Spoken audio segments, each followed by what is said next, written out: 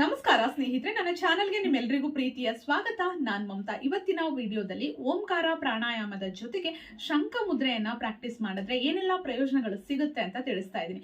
ತುಂಬಾನೇ ಉಪಯೋಗಕಾರಿ. ಎಲ್ಲರೂ ಇದನ್ನ ಫಾಲೋ ಮಾಡಿ, ಖಂಡಿತ ಒಳ್ಳೆ ಒಂದು ರಿಸಲ್ಟ್ ಸಿಗುತ್ತೆ. ಶಂಖ ಮುದ್ರೆಯನ್ನ ಪ್ರಾಕ್ಟೀಸ್ ಮಾಡೋದ್ರಿಂದ ನಮ್ಮ ಗಂಟಲಿನ ಆರೋಗ್ಯಕ್ಕೆ ಒಳ್ಳೇದು ಸ್ನೇಹಿತರೆ. ಹೌದು, ಶಂಖ ಮುದ್ರೆ ಪ್ರಾಕ್ಟೀಸ್ ಮಾಡೋದ್ರಿಂದ ಥೈರಾಯ್ಡ್ ಸಮಸ್ಯೆ ಇರೋರಿಗೆ ಒಳ್ಳೇದು. ಟಾನ್ಸಿಲ್ಸ್ ಪ್ರಾಬ್ಲಮ್ ಇದ್ರೆ ಅದು ಕ್ಲಿಯರ್ ಆಗುತ್ತೆ. ಗಂಟಲಿನಲ್ಲಿ ಅಲರ್ಜಿ ಮತ್ತೆ ಪದೇ ಪದೇ ಇನ್ಫೆಕ್ಷನ್ಸ್ ಆಗ್ತಾ ಇರುತ್ತೆ, ಕೆಮ್ಮು ಬರ್ತಾ ಇರುತ್ತೆ ಪದೇ ಪದೇ. ಸೊ ಈ ರೀತಿಯ ಗಂಟಲಿನ ಯಾವುದೇ ರೀತಿಯ ಸಮಸ್ಯೆ ಇದ್ರು, ಧ್ವನಿಯಲ್ಲಿ ಏನಾದರೂ ಸಮಸ್ಯೆ ಇದ್ರೆ, ಮತ್ತೆ ಹಾಡುಗಾರರು ಅವರು ಕೂಡ ಇದನ್ನ ಪ್ರಾಕ್ಟೀಸ್ ಮಾಡಿದ್ರೆ ಅವರ ಒಂದು ಧ್ವನಿಗೆ ತುಂಬಾನೇ ಪ್ರಯೋಜನಕಾರಿ. ತೊದಲಿಸ್ತಾ ಇರ್ತಾರೆ, ಅವರಿಗೂ ಕೂಡ ಒಳ್ಳೇದು. ನಮ್ಮ ಕಿಡ್ನಿಯ ಆರೋಗ್ಯಕ್ಕೆ ಒಳ್ಳೇದು. ಜೊತೆಗೆ ಶಂಖ ಮುದ್ರೆಯನ್ನ ಪ್ರಾಕ್ಟೀಸ್ ಮಾಡೋದ್ರಿಂದ ನಮ್ಮ ಹಾರ್ಮೋನಲ್ ಇಂಬ್ಯಾಲೆನ್ಸ್ ಕೂಡ ಸರಿಯಾಗತ್ತೆ. ಮಹಿಳೆಯರಿಗೆ ಇದು ತುಂಬಾನೇ ಪ್ರಯೋಜನಕಾರಿ. ಮಹಿಳೆಯರು, ಪುರುಷರು ಎಲ್ಲರೂ ಇದನ್ನ ಪ್ರಾಕ್ಟೀಸ್ ಮಾಡಬಹುದು. ಇನ್ನು ಸ್ವಲ್ಪ ಎತ್ತರ ಬೆಳಿಬೇಕು ಅನ್ನೋ ಮಕ್ಕಳು ಕೂಡ ಇದನ್ನ ಪ್ರಾಕ್ಟೀಸ್ ಮಾಡೋದು. ಜೊತೆಗೆ ಓಂಕಾರ ಪ್ರಾಣಾಯಾಮವನ್ನ ಮಾಡೋದ್ರಿಂದ ಕಾನ್ಸಂಟ್ರೇಷನ್ ಪವರ್ ಜಾಸ್ತಿ ಆಗತ್ತೆ. ಕೋಪ, ಆತಂಕ, ಕಿರಿಕಿರಿ, ಒತ್ತಡ ಇದೆಲ್ಲವನ್ನ ನಿವಾರಣೆ ಮಾಡ್ಕೊಳ್ಬಹುದು. ಜೊತೆಗೆ ಜೀರ್ಣಕ್ರಿಯೆಗೆ ಒಳ್ಳೆಯದು. ಉಸಿರಾಟದ ಒಂದು ವ್ಯವಸ್ಥೆ ಸರಿ ಹೋಗುತ್ತೆ. ಉಸಿರಾಟದ ಸಮಸ್ಯೆ ನಿವಾರಣೆ ಆಗುತ್ತೆ. ಗೊರಕೆ ಸಮಸ್ಯೆ ನಿವಾರಣೆ ಆಗುತ್ತೆ. ಒಟ್ಟಾರೆ ನಮ್ಮ ಒಂದು ದೈಹಿಕ ಮತ್ತೆ ಮಾನಸಿಕ ಆರೋಗ್ಯಕ್ಕೆ ಈ ಪ್ರಾಣಾಯಾಮ ಮತ್ತೆ ಮುದ್ರೆ ಸಹಕಾರಿ. ಕೆಲವರು ಗಂಟಲಿನ ಸಮಸ್ಯೆ ತುಂಬಾ ಉಂಟಾಗ್ತಿರತ್ತೆ ಅವಾಗವಾಗ ಅಂತ ಹೇಳ್ತಿರ್ತಾರೆ. ಅಂತವ್ರು ಶಂಖ ಮುದ್ರೆಯ ಜೊತೆಗೆ ಈ ಪ್ರಾಣಾಯಾಮವನ್ನ ಕೂಡ ಅಭ್ಯಾಸ ಮಾಡಿ ತುಂಬಾ ಒಳ್ಳೆ ಪ್ರಯೋಜನ ಸಿಗುತ್ತೆ. ಹೇಗೆ ಪ್ರಾಕ್ಟೀಸ್ ಮಾಡೋದು ಈಗ ನೋಡೋಣ. ನೋಡಿ, ಇದು ನನ್ನ ಎಡಗೈ ಉಲ್ಟಾ ಕಾಣ್ತಿರುತ್ತೆ. ಸೊ ನೋಡಿ, ಹೀಗೆ ಬಲಗೈನ ಹೆಬ್ಬೆರಳನ್ನ ಈ ರೀತಿ ಇಡಬೇಕು, ಈ ರೀತಿ ಕ್ಲೋಸ್ ಮಾಡಬೇಕು. ಈ ರೀತಿ ತೋರ್ ಬೆರಳನ್ನ ಈ ಒಂದು ಎಡಗೈನ ಹೆಬ್ಬೆರಳಿಗೆ ಜಾಯಿನ್ ಮಾಡಬೇಕು. ನೋಡಿ, ಹೀಗೆ ಇನ್ನೊಂದ್ಸಲ ತೋರಿಸ್ತೀನಿ.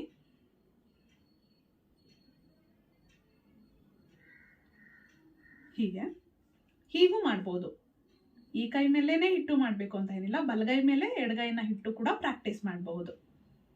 ನೋಡಿ, ಈ ರೀತಿ ಇಟ್ಕೊಂಡು ಮಾಡ್ಬೋದು. ಹಾಗಲ್ಲ ಅನ್ನೋರು ಈ ರೀತಿ ಕೂಡ ಇಟ್ಕೊಂಡು ಪ್ರಾಕ್ಟೀಸ್ ಮಾಡ್ಬೋದು. ಖಾಲಿ ಹೊಟ್ಟೆಯಲ್ಲಿ ಮಾಡಿ.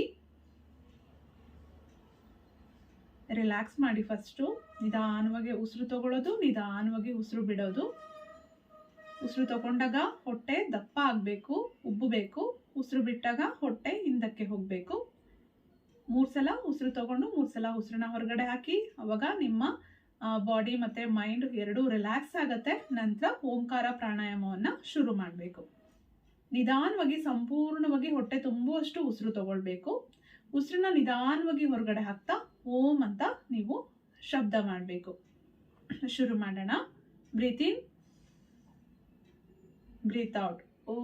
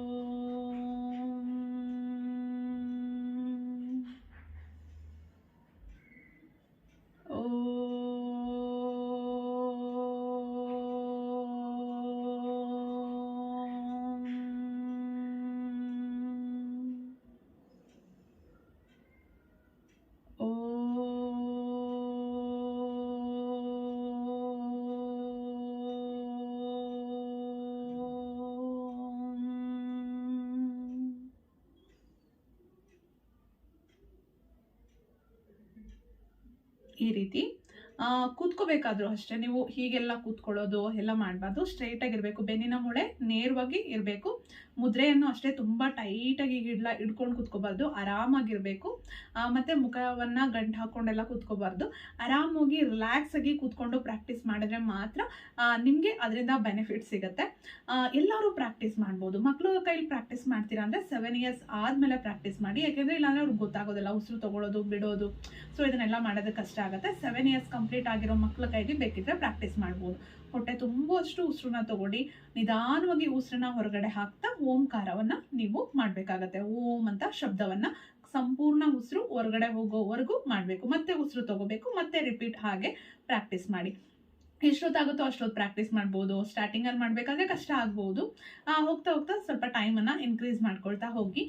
ಪ್ರಾಣಾಯಾಮಗಳನ್ನು ಮಾಡೋದ್ರಿಂದ ನಮ್ಮ ಹೊಟ್ಟೆಯ ಆರೋಗ್ಯಕ್ಕೂ ಕೂಡ ತುಂಬಾ ಒಳ್ಳೆಯದು ಸ್ನೇಹಿತರೆ. ಬರೀ ನಮ್ಮ ಉಸಿರಾಟ ಕ್ರಿಯೆಯನ್ನು ಇದು ಸರಾಗ ಮಾಡೋದಷ್ಟೇ ಅಲ್ಲ, ನಮ್ಮ ಲಂಗ್ಸಿಗೆ ಮಾತ್ರ ಒಳ್ಳೆಯದಲ್ಲ, ನಮ್ಮ ಹೊಟ್ಟೆಯ ಆರೋಗ್ಯಕ್ಕೂ ತುಂಬಾ ಒಳ್ಳೆಯದು. ಡೈಜೆಷನ್ ಚೆನ್ನಾಗಾಗುತ್ತೆ, ಆಸಿಡ್ ರಿಫ್ಲೆಕ್ಸ್ ಅಂತಹ ಸಮಸ್ಯೆ ನಿವಾರಣೆ ಆಗುತ್ತೆ.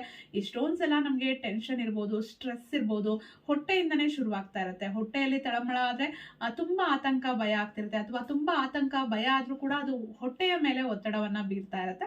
ಹಾಗಾಗಿ ಹೊಟ್ಟೆಯ ಆರೋಗ್ಯ ಕೂಡ ತುಂಬಾನೇ ಮುಖ್ಯ ನಮ್ಗೆ. ಓಂಕಾರ ಪ್ರಾಣಾಯಾಮವನ್ನ ಪ್ರಾಕ್ಟೀಸ್ ಮಾಡೋದ್ರಿಂದ ಹೊಟ್ಟೆಯ ಆರೋಗ್ಯ ಕೂಡ ಚೆನ್ನಾಗಿರುತ್ತೆ.